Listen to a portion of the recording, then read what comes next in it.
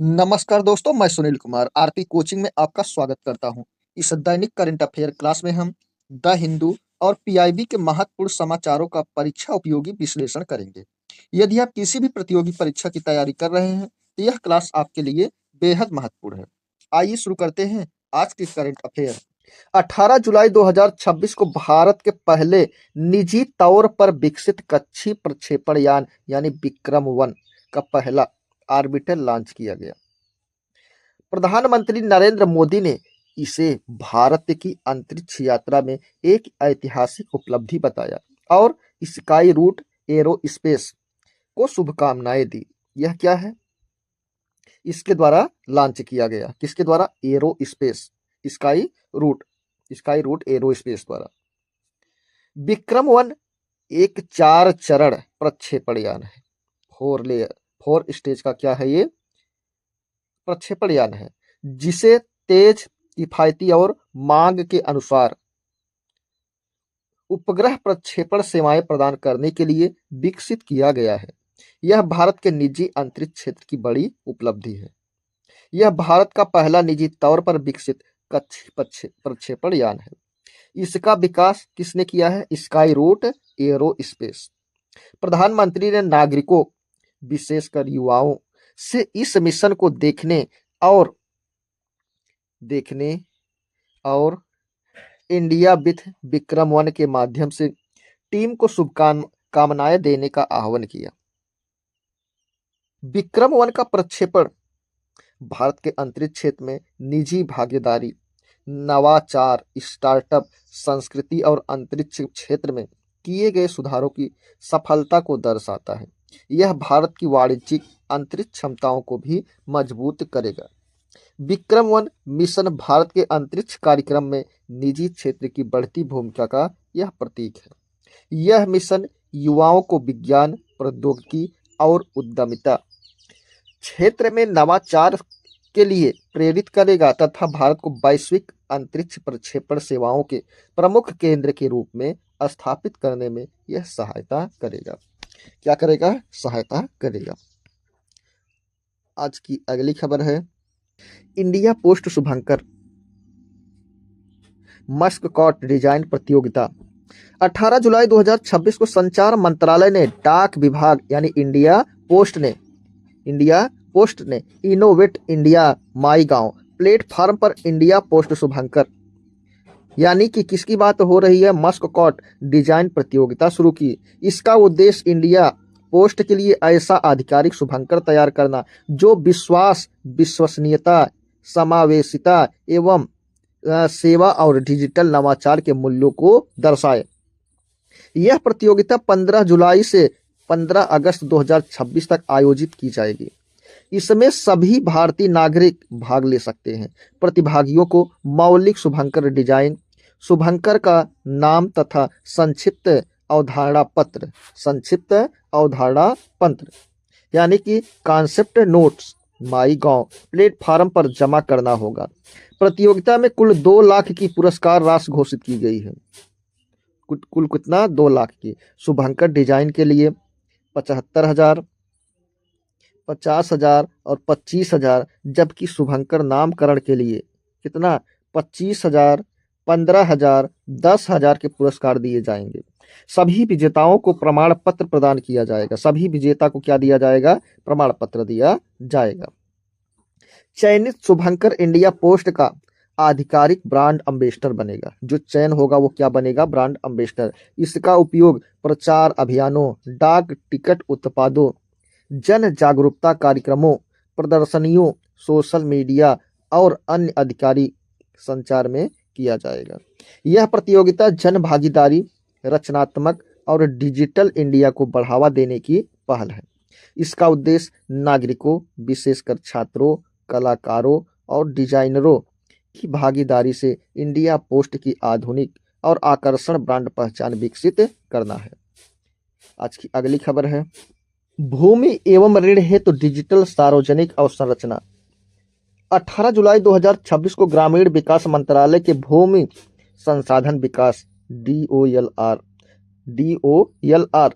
Department of land resource ने RBI innovation hub यानी कि RBIH के साथ बैठक कर भूमि प्रशासन और डिजिटल ऋण डिजिटल क्रेडिट के लिए डिजिटल सार्वजनिक अवसंरचना यानी DPI डिजिटल सार्वजनिक अवसंरचना के एकीकरण की संभावनाओं पर चर्चा की। बैठक का प्रमुख उद्देश्य डिजिटल भूमि अभिलेखों को एकीकृत ऋण इंटरफेस यानी यूनिफाइड लैंडिंग इंटरफेस से जोड़कर किसानों और ग्रामीण नागरिकों को सुरक्षित, सहमति आधारित एवं तेज डिजिटल ऋण उपलब्ध कराना। प्रस्तावित प्रणाली के तहत प्रमाणिक डिजिटल भूमि अभिलेखों तक सुरक्षित पहुंच, किसान क्रेडिट कार्ड यानी KCC एवं अन्य कृषि ऋणों की डिजिटल डिलीवरी, ऋण प्रसंस्करण समय में कमी तथा एक ही भूमि पर बार बार ऋण रोकने के लिए बंधक सूचना तंत्र विकसित किया जाएगा।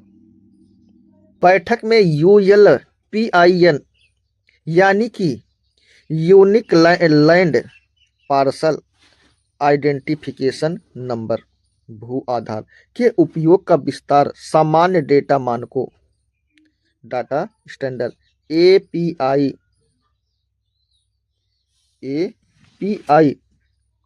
यानी कि किसकी बातें हो रही है, एप्लीकेशन प्रोग्रामिंग इंटरफेस और अंतर संचालनीयता यानी कि इंटरऑपरेटिबिलिटी तथा भूमि प्रशासन और वित्तीय संसाधनों के बीच समन्वय बढ़ाने पर जोर दिया गया। भूमि अभिलेखों और डिजिटल ऋण प्रणाली के एकीकरण से पारदर्शी, सुरक्षित और नागरिक केंद्रित भूमि शासन, किसानों की औपचारिक ऋण तक आसान पहुंच, वित्तीय समावेशन तथा ग्रामीण विकास को नई गति यहां पर मिलेगी। अगली खबर है ऑपरेशन सिंदूर एवं भारत की रक्षा आत्मनिर्भरता। 18 जुलाई 2026 को रक्षा मंत्री श्री राजनाथ सिंह ने कहा कि ऑपरेशन सिंदूर भारत की आधुनिक विश्व स्तरीय रक्षा तैयारियां और सरकार के राष्ट्र सरोपर तथा सशस्त्र बल सरोपर संकल्प का यह प्रतीक है। इस अभियान ने भारत की आतंकवाद के प्रति शून्य सहिष्णुता यानी कि जीरो टॉलरेंस नीति और स्वदेशी रक्षा क्षमता को प्रदर्शित किया। ऑपरेशन सिंदूर में आकाश तीर, आकाश मिसाइल प्रणाली, ब्रह्मोस सहित कई स्वदेशी आधुनिक रक्षा प्रणालियों का प्रभावी उपयोग किया गया। वित्त वर्ष 2025-26 में भारत का रक्षा उत्पादन 1.78 लाख करोड़ रुपए के रिकॉर्ड स्तर पर पहुंचा, जबकि रक्षा निर्यात 38,000 करोड़ रुपए रहा। सरकार का लक्ष्य 2029 तक 3 लाख करोड़ रुपए का रक्षा उत्पादन और 50 लाख करोड़ रुपए का रक्षा निर्यात। सरकार ने रक्षा आत्मनिर्भरता को बढ़ावा देने के लिए 509 वस्तुओं की 5 सकारात्मक स्वदेशीकरण सूचियां तथा रक्षा सार्वजनिक उपक्रमों की 5012 वस्तुओं की 5 सूचियां जारी की। रक्षा खरीद बजट का 75% भारतीय उद्योगों से खरीद के लिए निर्धारित किया गया तथा नई डिफेंस इक्विजिशन प्रोसीजर DPA में स्वदेशी उत्पाद को प्राथमिकता दी जाएगी। उत्तर प्रदेश और तमिलनाडु के रक्षा औद्योगिक गलियारों के लिए 70,000 करोड़ रुपए के निवेश का प्रस्ताव है, जिसे लगभग 10,000 करोड़ रुपए का निवेश हो चुका है। आईडिक्स के माध्यम से 676 स्टार्टअप और नवोन्वेषक जुड़े हैं।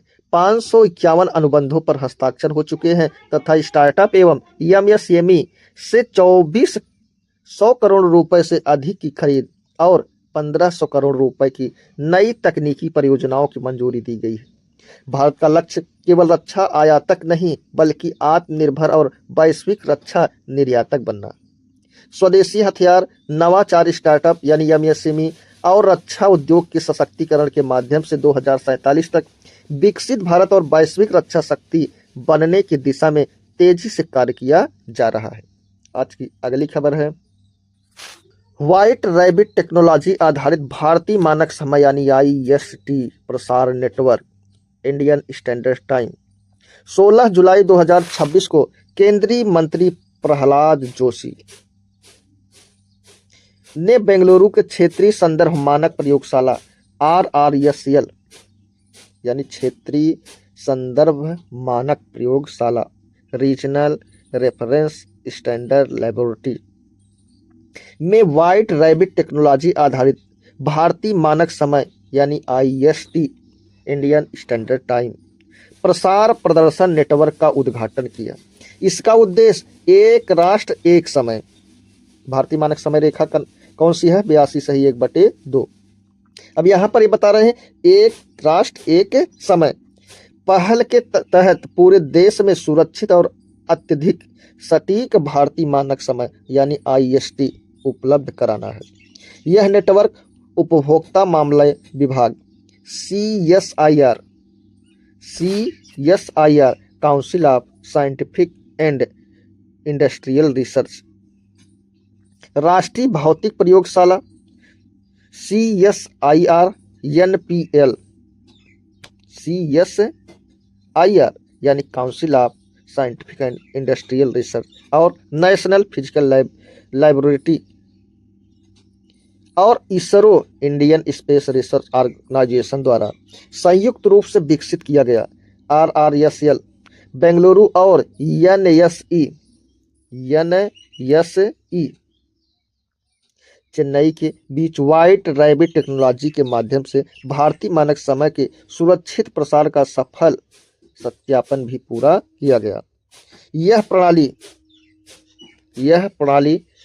प्रिसीजन टाइम प्रोटोकॉल यानी PTP आधारित व्हाइट रैबिट टेक्नोलॉजी का उपयोग करती है, जिससे UTC coordinated universal time traceable भारतीय मानक समय रेखा IST इंडियन स्टैंडर्ड टाइम का अत्यधिक सटीक, सुरक्षित और विश्वसनीय प्रसार संभव होता है। इसका उपयोग बैंकिंग, वित्तीय बाजार, दूरसंचार, विद्युत प्रणाली, परिवहन, डिजिटल शासन तथा अन्य महत्वपूर्ण अवसंरचनाओं में किया जाएगा। इस परियोजना में ISRO, CSIR, NPL, BSNL, NSE और SEBI सहित कई संस्थानों का उपयोग है। इसका उद्देश्य विदेशी समय स्रोतों पर निर्भरता कम करना, साइबर सुरक्षा को मजबूत करना, वित्तीय लेन देन की विश्वसनीयता बढ़ाना तथा देश के लिए स्वदेशी राष्ट्रीय समय समन्वय प्रणाली विकसित करना। एक राष्ट्र एक समय पहल भारत के लिए सुरक्षित, स्वदेशी और विश्वसनीय समय अवसंरचना विकसित करने की दिशा में महत्वपूर्ण यह एक कदम है। यह डिजिटल इंडिया, तकनीकी आत्मनिर्भरता, उपभोक्ता संरक्षण तथा विकसित भारत के लक्ष्य को यह मजबूत करेगी। दोस्तों, ये क्लास हमारी यहीं पर समाप्त होती है। अगर क्लास पसंद आई हो तो लाइक, सब्सक्राइब और शेयर करना ना भूलें। आरपी कोचिंग के साथ मैं सुनील कुमार, धन्यवाद।